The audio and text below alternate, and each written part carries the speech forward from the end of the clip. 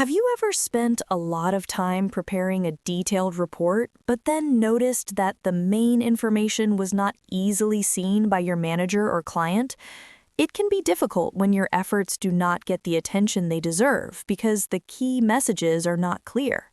That is a very common situation. In a professional environment, clarity is a very important part of your work. When writing is too long, the important points can become difficult to find. Exactly. Welcome to Business English for Success. Today, we are going to share ways to improve your writing skills. We will discuss how to create reports and emails that are concise, clear, and professional. By following these steps, you will learn how to respect your reader's time while providing helpful information. We have a roadmap of 5 practical scenarios for you, including status updates and professional proposals. And please stay until the end, as we will share a helpful method for professional emails that can lead to more efficient communication. Let's start with our first scenario, writing a concise status update that provides clear information for everyone. In this first scenario, we look at a very common task, providing a progress update on a project. Mark, imagine an employee who has worked very hard all week and wants to share the details of their progress with their manager. Sometimes people provide information in the form of a daily journal. They might say, I arrived at 9 in the morning, then I called the vendor, then I checked the files, then I had a meeting. In a professional setting, it is better to be more selective with the information you share. Exactly. Why is this important? Because your manager usually looks for the actual results. To be more effective, it is helpful to start with the most important conclusion. Share the status of the project first, then provide only the necessary details. This shows you respect their time and focus on the goals of the company. Let's see how this is handled professionally in a real conversation. Notice how the main news is shared immediately. Hi, Mark. Do you have a moment to discuss the marketing report for the second quarter? Yes, Chloe. I was just about to ask for an update. How's the work going? The report is 70% finished, and we will be done by Thursday as planned. I have completed the data analysis, and the summary is ready for you to check. That sounds very good. Is there anything else you would like to share or any support you need from me? We spent more time looking at our competitors, so I have already adjusted the team's schedule to stay on track. Everything is moving forward correctly now. I appreciate the clear update. Please send me the summary today so I can look at it before the deadline. Did you notice what happened there? Instead of listing every small task, the conversation started with the news that was most relevant. The project is 70% done and will be finished on time. This builds a feeling of trust. When you give the key information first, it creates a sense of confidence because the situation is well managed. Also, notice the phrase, as planned. In business, this is a very clear and professional way to show that the project is following the original schedule. How do you usually start your project updates? Do you give the results first or the small details? Tell us your way in the comments below. Giving a clear update is a great start. But what if you have a new idea and you would like to request a budget for it? In the next part, we will look at how to write a proposal that is simple and easy to support. Let's move to scenario 2.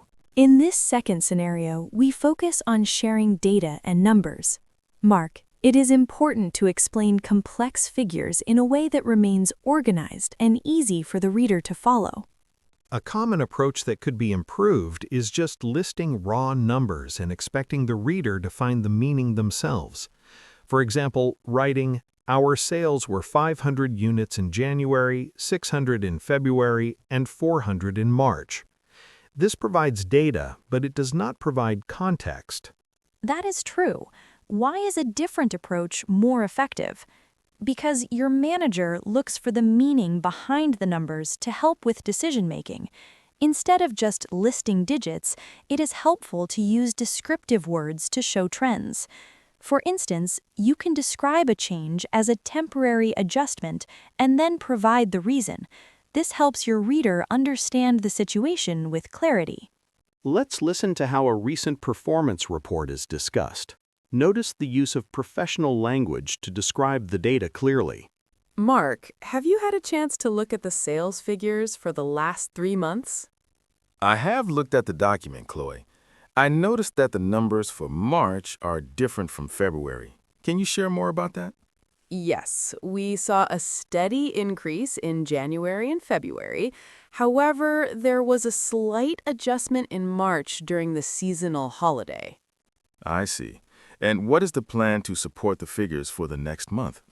We have already started a new promotion. Our goal is to encourage the growth we saw at the beginning of the year. The information shows that interest from customers remains positive. That is a clear explanation.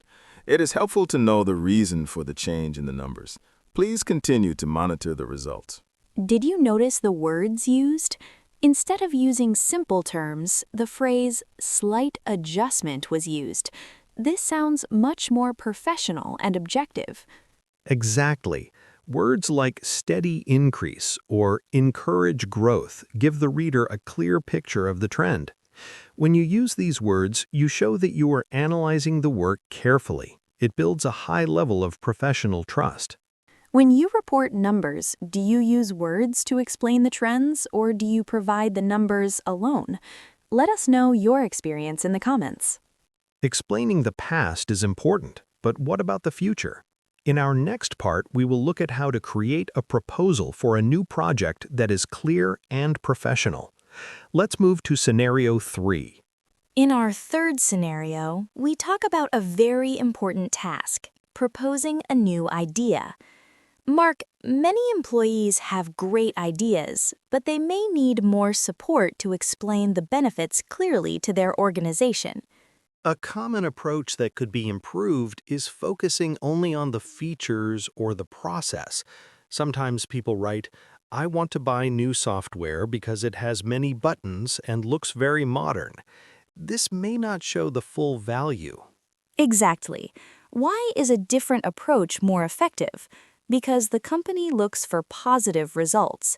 Instead of just saying what the idea is, it is helpful to explain the positive outcome. You can show how your idea supports the team to work more effectively. Think about the context, solution, and benefit structure. This helps your manager understand the value of your proposal clearly. Let's watch this example. A new training program for the team is being proposed. Notice the focus on the advantages for the company. Hi, Mark. I have a proposal for a new professional development program for our junior staff. Do you have a few minutes? I am interested.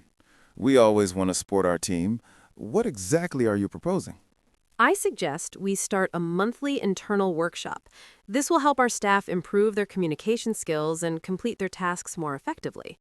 That sounds like a good idea, but will it be easy to balance with their daily work?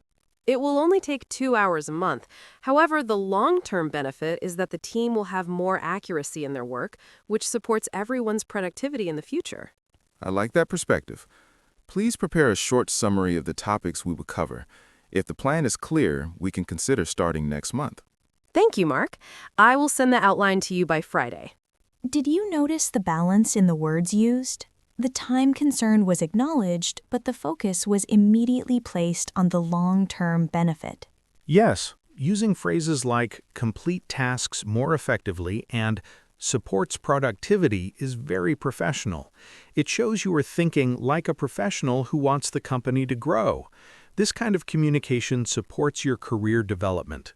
Have you ever proposed an idea that was well received? What was the main benefit you shared with your manager? Let us know in the comments. Proposing a project is about growth, but sometimes situations change and you need to handle an unexpected update or a customer request. In our next scenario, we will look at how to write a professional email to handle an issue with professionalism and courtesy. Let's move to scenario 4. In our fourth scenario, we address a very important part of professional life, handling an unexpected situation or a customer request. Mark, when things do not go as planned, the way we write an email can either stabilize the situation or make it more complex. An approach that can be improved is being defensive or shifting responsibility. Sometimes people might write, "It is not my responsibility that the delivery is late. The shipping company had an issue. You should wait until they provide an update." This is not the most professional way to communicate. Exactly. Why is this approach not effective? Because the client looks for a solution and a reliable partner. Instead of providing excuses, it is better to show empathy and provide support and solutions of the next steps. You should acknowledge the current status, apologize for the inconvenience, and provide a clear plan to resolve it. This is how you maintain a positive professional relationship. Let's see how this situation is handled professionally when a project timeline needs adjustment. Notice the calm and constructive language used. Mark, I just received an email from Mr. Thompson. He is concerned that the final designs are not ready at the scheduled time. I see. We had some technical adjustments to make yesterday. How should we respond to him professionally? I will write to him immediately. First, I will apologize for the inconvenience and acknowledge how this affects the schedule. That is a good start. And what will you say about the solution? I will inform him that our team is working on the files right now, and we will deliver everything by 5 this afternoon. I will also offer a quick call if he has more questions. Excellent. This approach shows we are responsible and that we value his time. It ensures we maintain our professional standard. Did you notice the focus of the conversation? The focus was not on the technical issues, but on the solution and the updated timeline. Correct. In business English, using phrases like "acknowledge the concern" and "deliver by 5 this afternoon" creates a feeling of reliability. When you provide a specific time for the update, the client feels respected. It proves that you are a professional who can handle challenges with a constructive approach. Have you ever had to provide an update for a delay at work? Did you provide a solution immediately? Share your experience in the comments below. Handling situations professionally is a sign of professionalism. But there is one more thing we do every single day: asking for something. In our final scenario, we will look at how to write a request that is so clear and polite that people can support you efficiently. Let's move to scenario 5. We have reached our final scenario, making a professional request. Whether you are asking for information, a signature, or support from another department, the way you ask determines how efficiently you receive a response. Mark, this is a task where many people seek more confidence. An approach that could be improved is being too vague or not getting straight to the point. For example, someone might write, "Hi Chloe, I am working on a project and I need some help whenever you have time. Let me know." This is not clear, and it may not receive a quick response because there is no specific action or deadline mentioned. You are right, Mark. Why is a different way better? Because everyone is busy. If your request is not specific, the other person needs more time to understand what you need. Instead, you should provide a specific call to action. Tell them exactly what you need, why you need it, and when you need it. This clarity makes it much easier for them to support you quickly. Let's observe a professional interaction. Chloe needs some data from Mark's department for a report. Notice how she provides all the information Mark needs to say yes. Hi, Mark. I hope your week is going well. I am currently finalizing the annual budget report, and I would like to request the expenditure data from your team. I can certainly help with that, Chloe. Which specific period do you need the data for? I need the figures from January to March. If you could provide those by tomorrow at noon, I will be able to include them in the final draft for the board meeting. Tomorrow at noon is manageable. Is there a specific format that would be most helpful for you? A simple spreadsheet would be perfect. Having this information on time will ensure our report is accurate and ready for the presentation. Understood. I will prioritize this and send it over to you by tomorrow morning. I am glad we could coordinate this so smoothly. Did you notice the structure used? The purpose of the request was explained first, followed by a clear deadline: tomorrow at noon. Exactly. By mentioning the board meeting, The importance of the request was shown in a very professional way. Using phrases like, "I would like to request," "if you could provide," and "coordinate smoothly" keeps the tone very civil and professional. This is a key part of high-level business writing, being clear about your needs while remaining respectful of the other person's schedule. Do you find it helpful to use specific deadlines when asking for things at work? Have you tried giving a clear reason before? Tell us your thoughts in the comments.